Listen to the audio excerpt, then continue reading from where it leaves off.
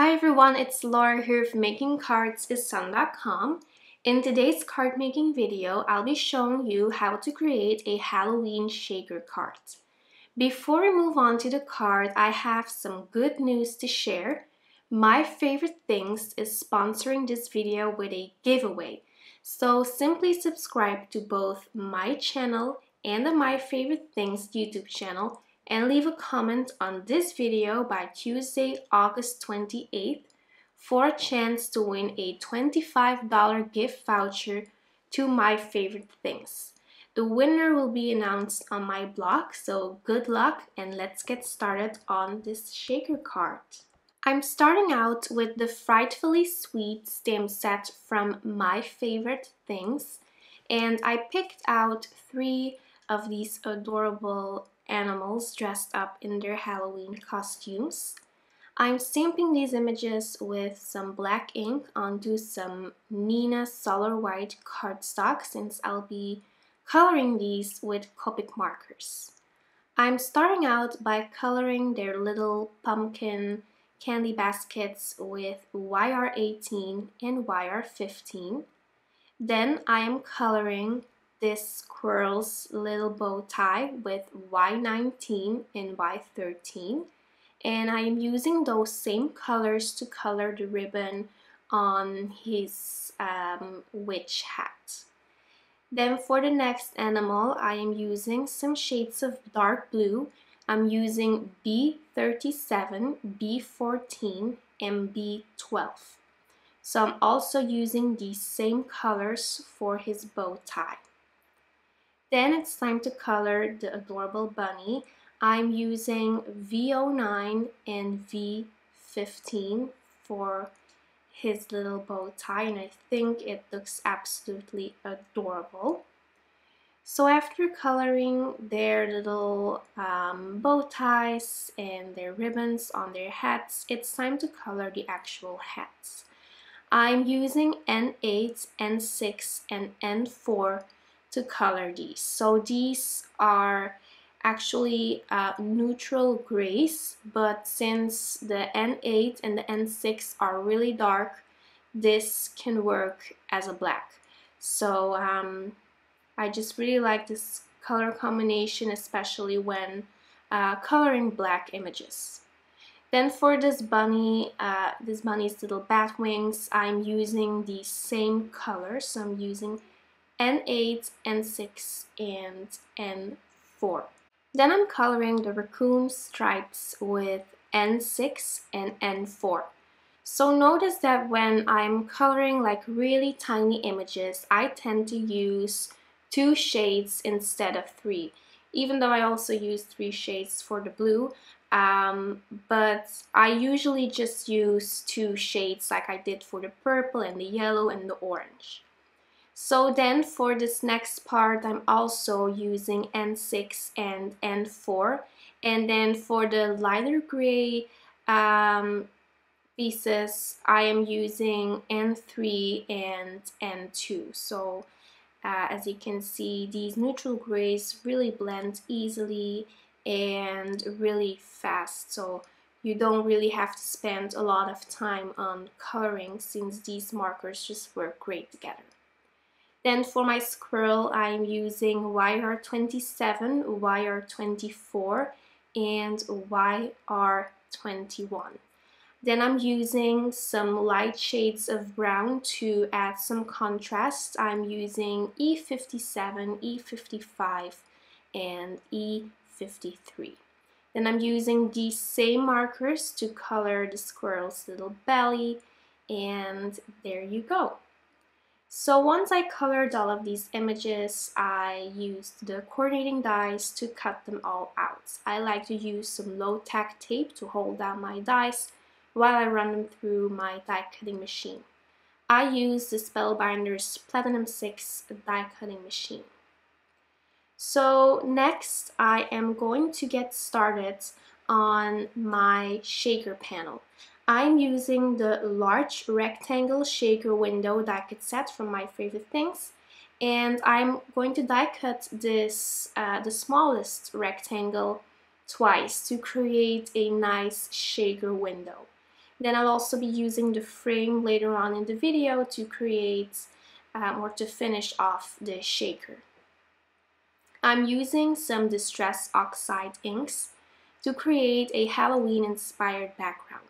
First color I'm using is called Wilted Violet, and then I'm moving on to Faded Jeans. It took me a while to get a nice blend since some of these colors have a lot of contrast between them, so I'll be using Twisted Citron, and it didn't really work that well in the beginning, but all you have to do is just keep on blending. So as you can see, I just go back and forth with all of these colors. So after applying Faded Jeans, I went back to Wilted Violets just to get a nice blend.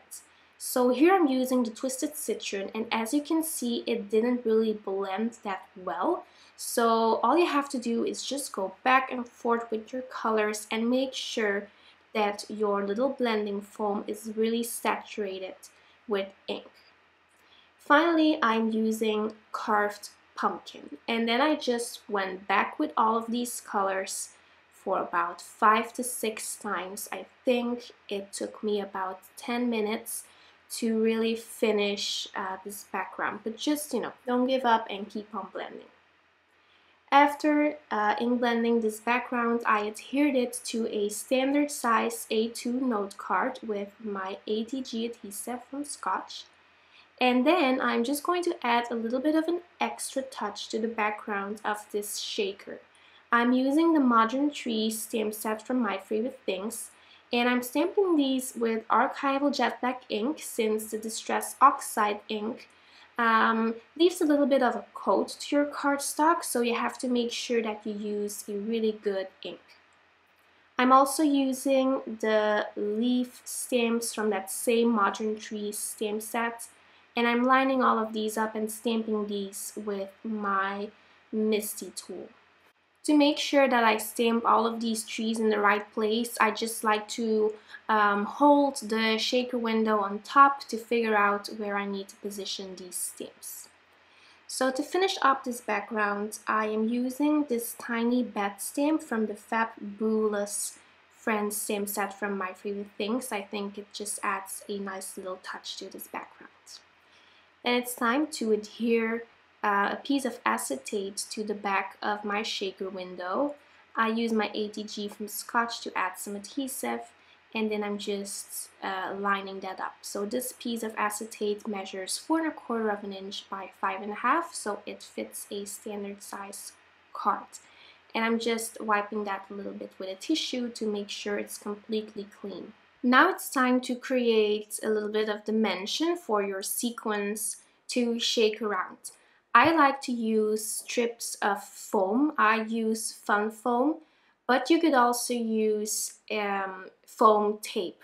So you could just also cut that to the desired size and even shape, and then you can just adhere that to the back of your shaker panel.